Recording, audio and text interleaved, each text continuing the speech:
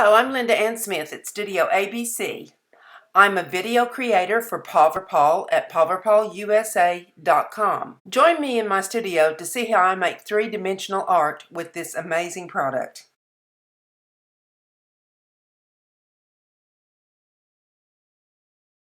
I popped a board inside of a plastic bag to make a nice surface to work on because Paverpol doesn't stick to plastic, and I taped it down. And then I've got plastic over my table to protect it.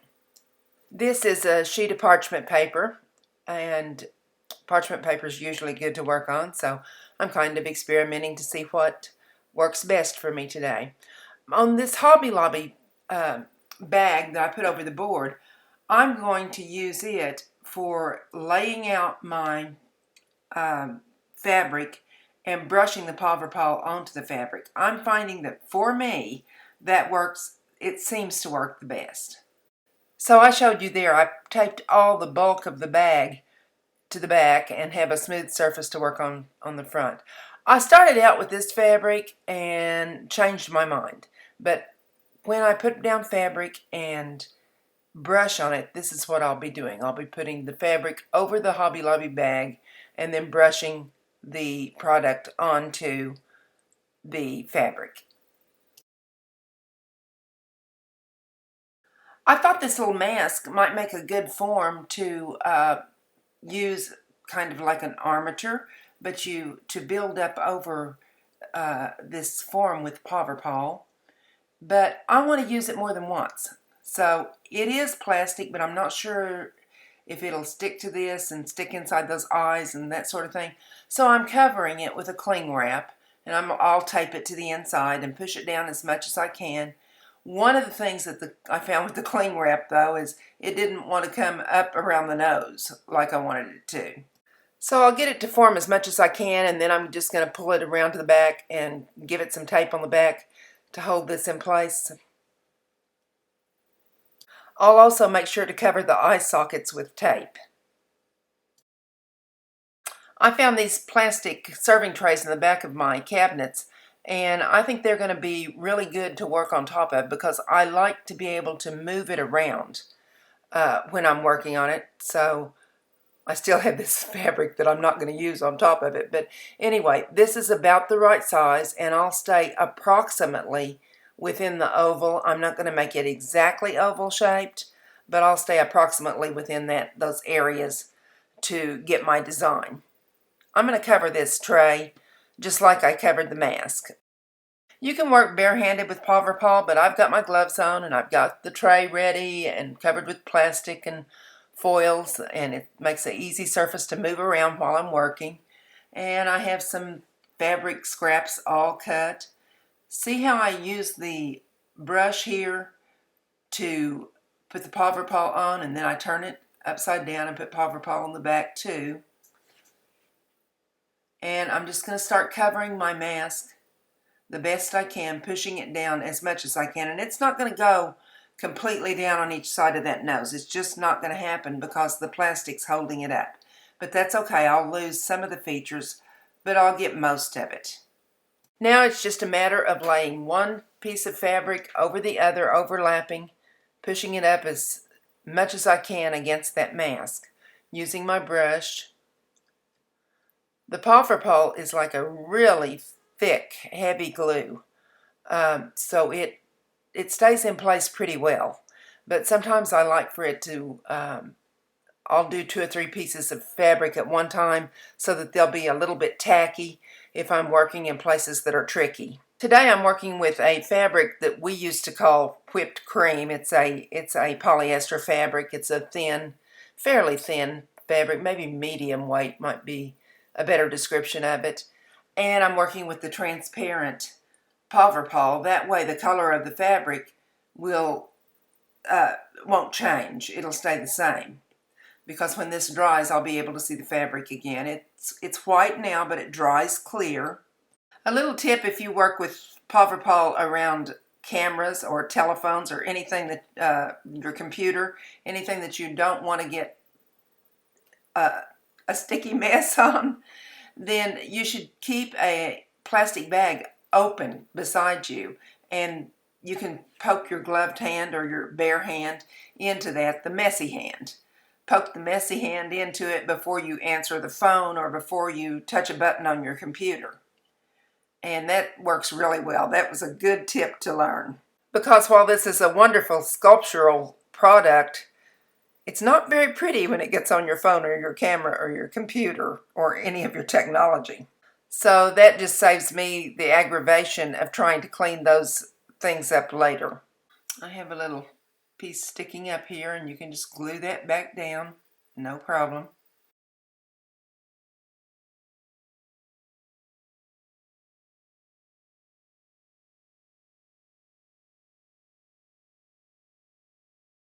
I'll probably end up putting a couple of layers of fabric on this because this fabric, the polyester fabric doesn't work as well and get as hard as the like muslin, unbleached muslin. I really like working with it. But I like working with the polyester fabric because it is a soft fabric that I'm using, and it gives me really nice folds when I'm ready for those graceful folds around her face. It's going to work well. Where one piece of fabric goes over another one, I make sure that I press the seam down nice and tight, the edges of it. I don't want anything sticking up, but the face is going to have some texture in it when I finish. There may be a solution for making a really smooth face later on, and I may discover that, but right now I'm still in the process of learning about the product, and I'm just doing what seems to work. I was so ready as an artist to dive back into some three-dimensional projects. And I've been doing watercolors and acrylics for a number of years, and I do some mixed media projects which end up being three-dimensional. But some sculptural type projects like you can do with Paverpol is really the answer to keeping it economical. Bronze and some of those metals are very, very expensive to deal with. I've never dealt with stone in doing sculptural work, but this just seems to be a really good answer for me, and the more I work with it, the more I think of that I can do with it. This reminds me so much of when I was a little girl and my granny and I would make manger scenes using pieces of muslin and starch, liquid starch, but this is so much more durable.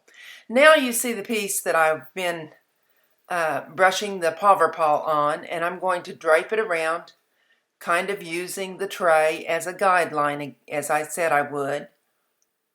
And I want some drapes and folds all the way around her face. So I'll manipulate these pieces into place, but when it gets right down to it, I'll let the folds occur naturally, because that's where you'll get your graceful movement in this work. But I'll keep working with it until I get it sealed to her face the way I want it, and then let the folds just occur. I'm keeping in mind a general idea of where I want to go with this, but I'm also seeing what the fabric wants to do and where it falls and how it looks, and I can always pick it back up and rearrange it if I don't like it. I'm almost to the point that I'm ready to take it outdoors and let it dry, and you'll see that this is where your tray or some surface, lightweight surface that you're working on will come in really handy, because all you have to do is pick it up and pop it out the door. I gave this mask extra drying time, some indoors and some outdoors, and because I needed to pop it off the mask and let the inside of it dry, because it was up against that surface, so it didn't dry very well. So I popped it off, let the inside dry a little, and I'm ready to go to work on it again. The longer it dries, the more stiff and resistant it becomes. As the moisture disappears, this really hardens up. You'll think at first, oh, it's not going to work. And then a couple of days later, you realize that it's hardened. One of the things I learned is that if you get too much Paverpol on it, it's going to leave shiny areas. And I didn't necessarily want the shiny areas, but I'm going to paint it anyway, so it's not going to hurt anything. I have some ultra metallic paints. It's a brand new product, and it's called Vivid. And I'm going to use those on this goddess to make her come to life. I'll begin with the color African Jade because it comes closest to the color of fabric that I have, but it's, like I said, it is highly metallic, so it's really going to bring out some of the features and the folds, and I probably will end up going over most of the face with it. At this point, I'm not sure how much I want on the face. I do think that I'm going to make the folds the most important part around her face instead of the face itself. So I've got a little plastic or styrofoam bowl here, and I just put out a little bit at a time because I'm going to put just a little bit of on my brush, and sort of like dry brushing, not exactly like dry brushing, but very thin coats until I work it up to the point that I like it. If I had wanted realistic colors on this, Paverpol does have some skin tones in their colors, and you could take fabric and dip it into those skin tones and it would end up being flesh tone, but that's not the look that I was going after with this. So I'm just building up one small layer at a time until I see how much I want on here. I ended up with a pretty nice heavy coat, and I thought I was going to leave the eyes out, but they looked a little spooky, so I'm adding the eyes back in with paint.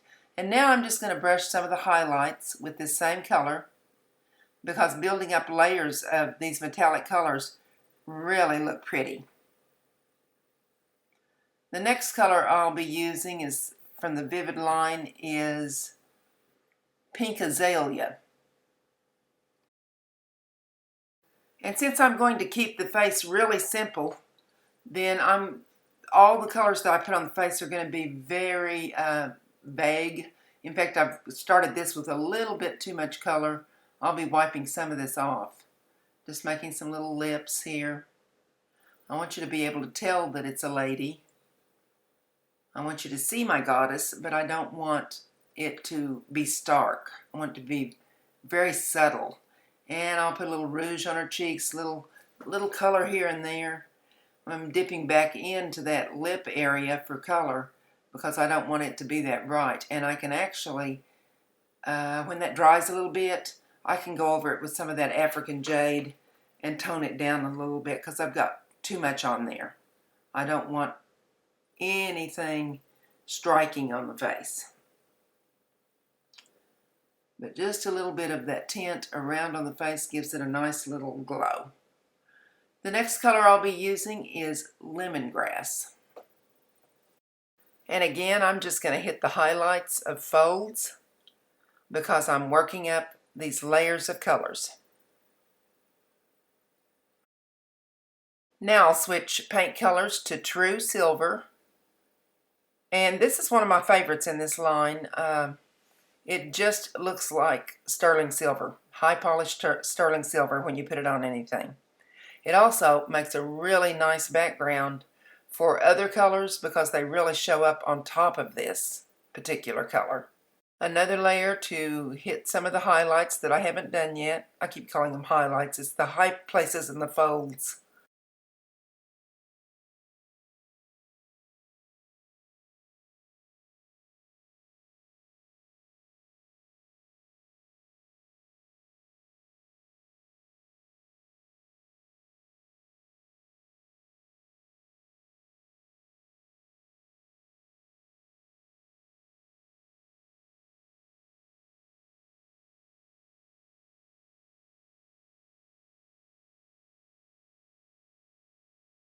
And I keep going back and forth between the colors, and the only one I'm avoiding is that pink azalea in there because I want that only on her face. The next color in the Vivid line I'll use is Ginger Peach. I talked earlier about wanting to try out a smoother face sometime, but I'm really liking the textures that the Paverpol created in this because it makes it look a little more old and ancient, and I think that's fitting for this little pretend goddess. With every project I make, I'm falling more and more in love with the Paverpol. My walls are going to be full of three-dimensional projects. Now I'm going over those lips a little bit with the African Jade again to kind of mute that out. That color was just way too bright for me. I see a few little tags here and there that I'm going to even up with my scissors. And this around the edges where it's just one layer, it's kind of leather hard, so I'm able to cut that with scissors. I'm going to pull in a permanent black artist's pen and indicate some eyelashes like a sleeping lady here. Her eyes are closed, but I need a few little eyelashes. This is nice because the pen isn't showing up like a stark black. It's just kind of a soft gray. Even when I go over and over it, kind of ends up being a soft gray. And I think I'm going to hit that with some wet paint and soften it even more. So far I've been hitting mostly the high spots with the paint, but I think now I want to find another color, maybe a violet type color, to go in the areas that are recessed, and so that should really pop things. And since violet colors are always good in the shadows, I'm using Snapdragon. And this is just the touch it needed because I'm getting exactly the look that I had hoped for. I'm intending this as a wall hanging, but imagine the mask that you could make for masquerade balls or for your children's Halloween costumes. This is an amazing product, really beautiful. Here she is all finished. I'll probably add later when she dries, I'll add a varnish to her. So if you want to make some three-dimensional projects, I highly recommend that you use Paverpol. As with any new media that I use, I felt just a little bit clumsy with it at first, but boy, it didn't take long for me to get to know this product. Check the description box below for all the products that I use, and be sure to give me a thumbs up if you enjoyed this video. Share on your social media, make a comment, and subscribe to my channel. Thank you very much.